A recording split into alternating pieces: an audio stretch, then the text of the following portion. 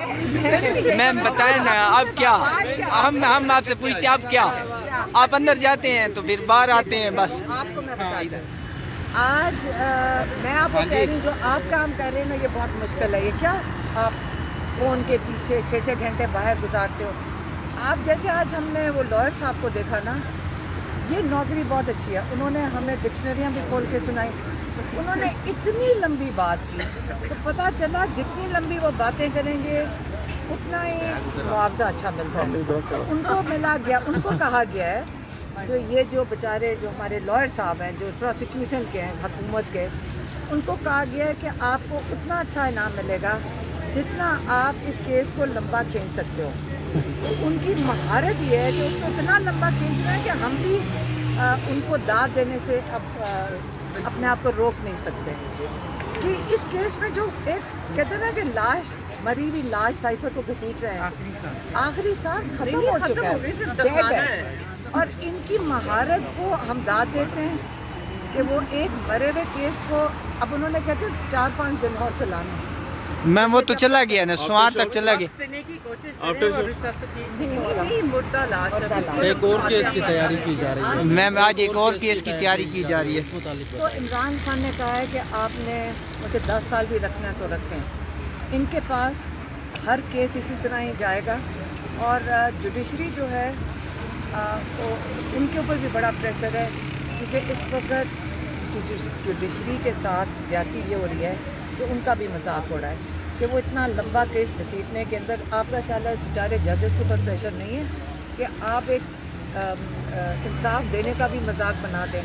تو عمران خان چاہتے ہیں کہ آپ ہر چیز اپنی آنکھوں سے دیکھو کہ پاکستان میں سلو موشن میں اب چل رہا ہے کہ پاکستان میں انصاف کیسے دیا جاتا ہے. اور کیا پتہ اس کے بعد ہم سارے فیصلہ کریں گے کہ ہم معافی چاہتے ہیں باقیوں سے جن سے ساتھ آج تک بے انصافی ہوئی ہے.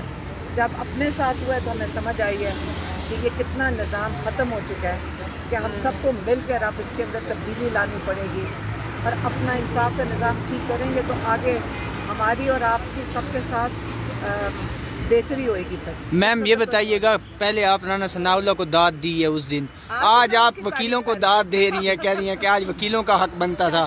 اب اگلا بندہ کون ہوگا؟ آپ نے خان صاحب کو کتنی داد دی ہوئی ہے. آپ کہتی ہیں 10 سال، وہ کہتے ہیں میں بیٹھا ہوں. آپ برداشت کر لیں گی، وہ تو کر لیں گے. دیکھیں میری بات سنیں، خان صاحب کی سب تعریف میں کہہ رہی ہوں کہ خان صاحب کو آپ کریں اور ان کو داد سب سے پہلے دیں کہ انہوں نے صبر سے بیٹھے ہیں.